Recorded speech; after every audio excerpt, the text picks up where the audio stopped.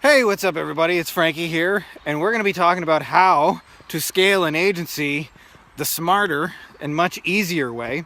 And if you guys are in the process of right now scaling an agency, there's a lot of little pitfalls that can make your life miserable. I've actually scaled 3 different agencies and over the years, and I've been doing this since 2007. What I found when you do this is that you can make your life really, really hard and really, really miserable and just downright stressful if you scale it the wrong way. So let's get into it.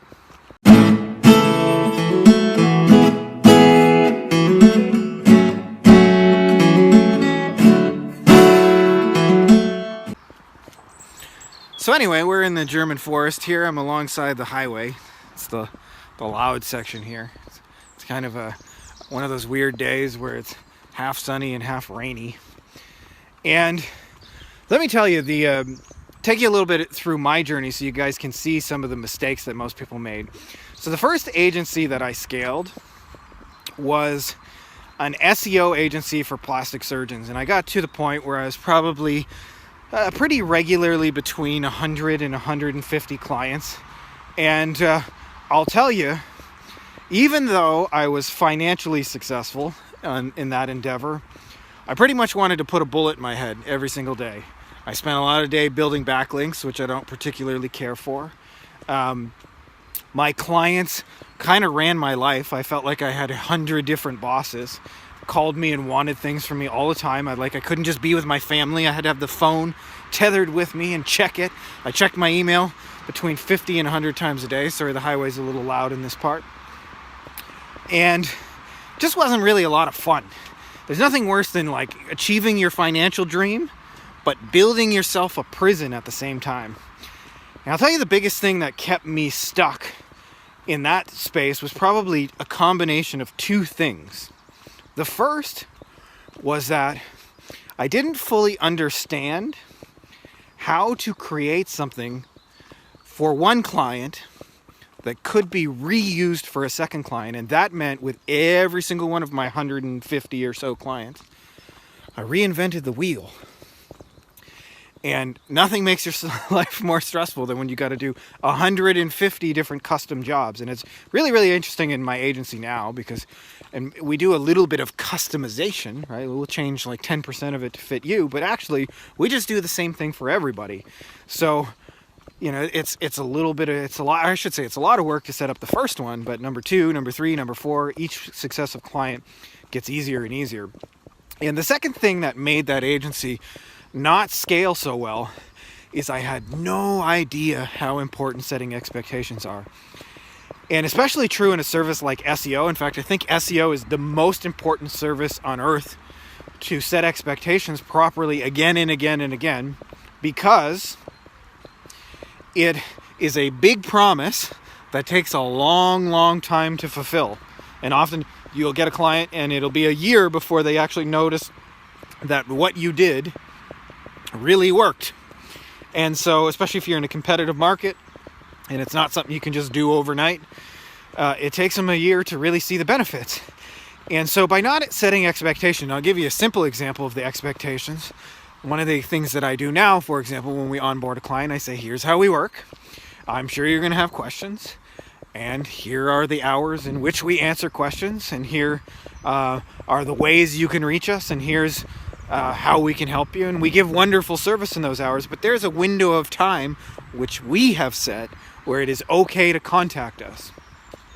And in my first agency, I just took phone calls whenever, and that meant it was a really chaotic mess. And so it made it so, like, when I wanted to bring on a manager or someone to like take work off my plate, I couldn't really do it, right? It was just chaos, right? And when you start to reach stage 3, if you haven't read my book, by the way, you should read Beyond the Agency Box on Amazon. Talk about the 5 stages of agency growth. The third one, where you're a manager, really hard to bring in a manager to manage chaos. A lot easier to bring in a manager when you say the office hours for answering emails are Monday from 12 to 3, and we take phone calls on Friday from 12 to 4. And the other thing with setting expectations is it's really, really key, especially when you have those long delivery kind of services, is to play offense and go out of your way to reach out to your clients and communicate to them what's going on, even when they haven't asked for it. Like, we usually just wait till we get the end of the month report. Now, my second agency that I really scaled was a lawyer kind of Facebook ad agency. And I'll tell you, the biggest thing that prevented me from like really kind of scaling that to the next level is everything was here. And so that meant anytime something wanted to get done in the business, I'm going to show you guys a little forest here because I think it's kind of a cool little look. Anytime something needed to get done, always had to go through the boss. And when you're the boss and you got to make 1,000 different decisions a day, small decisions usually, not big ones, you know, do you want to run the ad in this color? How much should the budget be? And all those kind of things. And how do we onboard? Where's the pixel? And all those kind of things. And my life really got easier in the scaling thing when I realized just how important it was to document processes and set up workflows so that when you bring on team members, that you can clone yourself. This is the real key in scaling, is cloning yourself so that it gets done your way. And most of us, by the way, or at least if you follow me, you probably care about your clients and you want them to get results. And so you're really anal about certain details, but not because you're just anal by nature, but you just want it done right. You want it done with quality. You want it to work. And so if you're like that, it's really key to document what you do step by step. And I didn't necessarily understand this at the time, how important this was. And what ended up happening is I found a few offers that worked. And our agency went from like 0 to 100 in a matter of like 2 months. And our delivery broke so fast to the point where we had clients that were like paying me that I didn't even know we had. And it was just a mess. Like, I'll give you an example is we signed up a client. My salesperson signed up a client, I should say. And then I had the salesperson go work on another project. They wanted to do something alone. And meanwhile, this client's waiting for us to contact them. It's been like 2 months. They're really pissed off. They're writing nasty emails about me on the internet, complaining about me. And I didn't even know we had them. And all of that came as a result of a failure to have good processes. And so you want to think about, how can I run my agency through my processes? If you want to actually scale an agency, meaning that you have a real lifestyle agency that signs clients and delivers amazing value and things get done like they're supposed to get done without you being the one to do it. It doesn't mean it's always going to be like that, by the way, and it takes work to get it there. But you got to have processes that support that. And so when you do those things, and I learned this from a mentor of mine named Ken, and he built 2 really successful service kind of businesses. And he said, the first time I did it, it took me 20 years. I almost went bankrupt 3 times. It was stressful. I worked 80 hours a week and I wanted to pull my hair out. And the second time I built it to about a couple $1 million a year. And I worked 5 to 10 hours a week, and I went mostly golfing and fishing, and I figured out stuff on a notepad and then just faxed it into my team to go execute. And that was it.